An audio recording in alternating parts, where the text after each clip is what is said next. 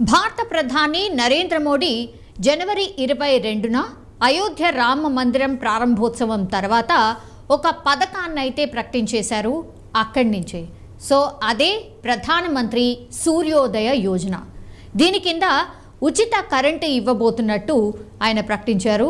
ఇక కేంద్ర బడ్జెట్లో కూడా ఆర్థిక మంత్రి నిర్మలా సీతారామన్ దీనినే రూఫ్ టాప్ సోలరైజేషన్ స్కీమ్గా కూడా అనౌన్స్ చేశారు. 1 కోటి ఇళ్లపై సోలార్ ప్యానెళ్లు ఏర్పాటు చేసుకునేలా ప్రోత్సహించడం అండ్ వారికి 300 యూనిట్ల వరకు ఉచిత కరెంటు ఇవ్వబోతున్నట్టు ప్రకటించిన సంగతి మనందరికీ తెలిసిందే. అప్పటి నుంచి కూడా ఈ స్కీమ్కి సంబంధించి చాలామంది వెతకడం స్టార్ట్ చేశారు, ఏంటి ఈ స్కీమ్ అనేది. సో ఇప్పుడు ఈ స్కీమ్ పేరు మారింది. అది ఫిబ్రవరి 13న మోడీ ఈ పథకం పేరును PM సూర్యఘర్ ముఫ్త్ బిజ్లీ యోజనగా మార్చినట్టు ఆయనే స్వయంగా ప్రకటించారు. సో ఈ పథకాన్ని ఆయన ప్రారంభించడం జరిగింది. ఈ స్కీమ్ కోసం ఇక ఎలా అప్లై చేసుకోవాలి అనేది చాలామంది సర్చ్ చేస్తున్నారు. సో ఎలా అప్లై చేసుకోవాలనేది ఒక్కసారి చూద్దాం.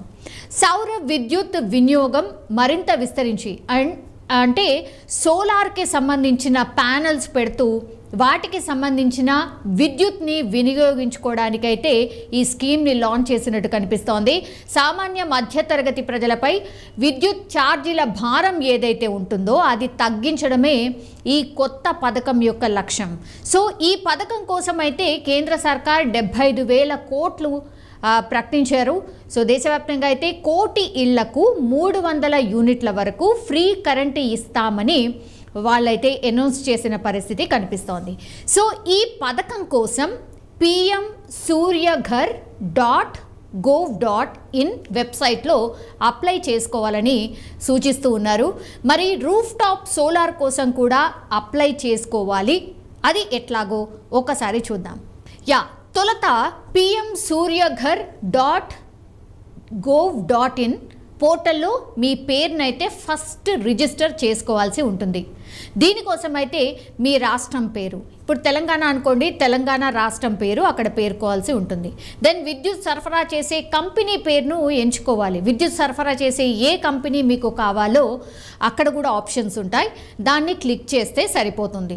ఇక విద్యుత్ కనెక్షన్ కన్జ్యూమర్ నంబర్, మనకు విద్యుత్ కనెక్షన్ డెఫినెట్లీ ఉంటుంది కాబట్టి కన్జ్యూమర్ నంబర్, మనకు ఆ మీటర్కి సంబంధించిన నంబర్ ఒకటి ఉంటుంది కాబట్టి ఆ నెంబర్ని అక్కడ పేర్కొనాలి. దెన్ మీ మొబైల్ నంబర్, ఎవరికైతే ఈ విద్యుత్కి సంబంధించిన బిల్కి సంబంధించిన ఇన్ఫర్మేషన్ వస్తుందో ఆ mobile number, then email ID enter చేయాలి. డెఫినెట్లీ ఇప్పుడు అన్నీ ఆన్లైన్ అయిపోయాయి కాబట్టి ఈమెయిల్ ఐడి కూడా చాలా కామన్ అయిపోయింది. ఒకవేళ లేకపోయినా క్రియేట్ చేసుకోవాల్సిందే. సో ఈమెయిల్ ఐడి ఎంటర్ చేసుకుని ఉంటుంది. ఇక పోర్టల్ నియమ నిబంధనలకు అనుగుణంగా అయితే రిజిస్ట్రేషన్ పూర్తి చేయాల్సి ఉంటుంది. వన్స్ మీరు ఆ పోర్టల్లోకి ఎంటర్ అయిన తర్వాత కంప్లీట్గా మీకు ఏమేమి అడుగుతుంది దానికి తగ్గట్టుగా అది ఫిల్ చేస్తూ వెళ్ళాలి. మెయిన్గా నేను చెప్పిన ఏవైతే ఉన్నాయో ఫస్ట్ విద్యుత్ కనెక్షన్ కన్జ్యూమర్ నెంబర్ ఏదైతే ఉందో అది ఇవ్వాలి, మొబైల్ నంబర్ ఇవ్వాలి, దెన్ ఈమెయిల్ ఐడి ఎంటర్ చేయాల్సి ఉంటుంది. ఇవైతే మస్ట్. దెన్ నెక్స్ట్ స్టెప్లో వినియోగదారుడి నంబర్. వినియోగదారుడి నంబర్ అంటే ఖచ్చితంగా ఒక ఐడి అనేది ఉంటుంది మీ పేరు మీద.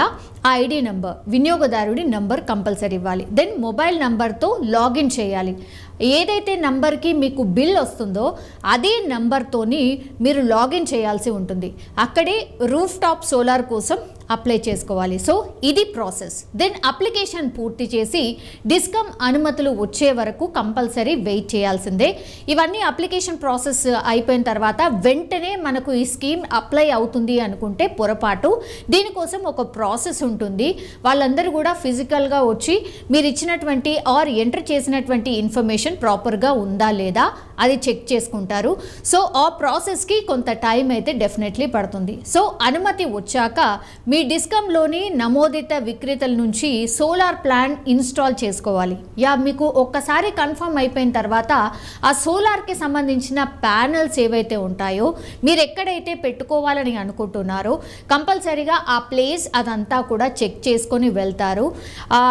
మీ ఇంటి లోపల ఏమేం వాడుతున్నారు, ఎవ్రీథింగ్ గ్రౌండ్ లెవెల్లో ఏమేమి ఉన్నాయి అనేది కంప్లీట్గా వాళ్ళు ఒక ఎంక్వైరీ అయితే చేయబోతున్నారు. దెన్ ఇన్స్టాలేషన్ పూర్తయ్యాక ఆ ప్లాంట్ వివరాల్ని పోర్టల్లో సమర్పించి నెట్ మీటర్ కోసం అప్లై చేసుకోవాలి.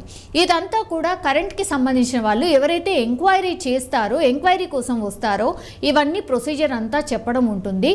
వాళ్ళే దగ్గరుండి ఎక్స్ప్లెయిన్ చేస్తారు. నెక్స్ట్ ఇంకా ప్రాసెస్ ఏంటి, నెక్స్ట్ ఇంకా ఏం చేయొచ్చు అనేది డెఫినెట్లీ చెప్పబోతున్నారు. దెన్ నెట్ మీటర్ను ఇన్స్టాల్ చేసిన తర్వాత డిస్కమ్ అధికారులు తనిఖీలు చేస్తారు. దెన్ ఆ తర్వాత పోర్టల్ నుంచి కమిషనింగ్ సర్టిఫికెట్ జారీ చేస్తారు. ఈ ప్రొసీజర్ అంతా ఫాలో అయ్యాయి, వాళ్ళన్నీ తనిఖీలు చేసుకున్న తర్వాత ఓకే వీళ్ళు అర్హులు అనుకున్న తర్వాత ఆ పోర్టల్ నుంచి ఒక సర్టిఫికెట్ వస్తుంది. ఆ సర్టిఫికెట్ వచ్చిన తర్వాత దెన్ మీరు ఈ పథకానికి అర్హులవుతారు. సో ఈ రిపోర్ట్ పొందాక మీ బ్యాంక్ అకౌంట్ డీటెయిల్స్ సహా క్యాన్సల్డ్ చెక్ని కూడా పోర్టల్లో సబ్మిట్ చేస్తే 30 రోజుల్లోగా మీ ఖాతాల్లో సబ్సిడీ జమ అవుతుంది.